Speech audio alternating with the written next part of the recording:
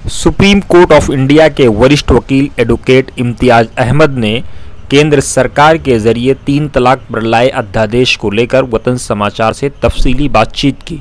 उन्होंने बातचीत में केंद्र सरकार पर सीधे सीधे आरोप लगाया कि केंद्र सरकार मुसलमानों के किसी मसले को लेकर संजीदा नहीं है।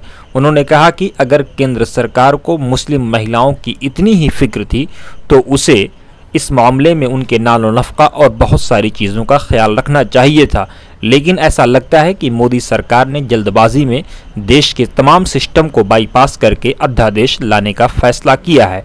आइए सुनते हैं इम्तियाज अहमद ने क्या कहा। वो ज़बरदस्ती है, इनकी नीयत साफ नहीं है।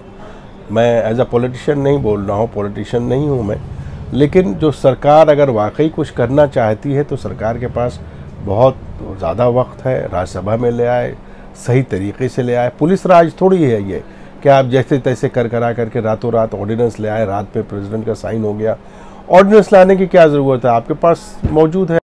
इस बिल में खामियां ही खामियां हैं साहब। एक तो ये है कि आप ट्रिपल डिवोर्स एट वंस देने पर जो आपको चलिए वो ऑफेंस हो, ईडी ने उठा करके कंप्लेन कर दिया, उसके बाद वो नॉन बेलेबल है। नॉन बेलेबल जब हो गया को बेल नॉन बेलेबल का मतलब कि पुलिस के यहाँ ज़मानत नहीं हो सकती, अब अदालत ही देगी।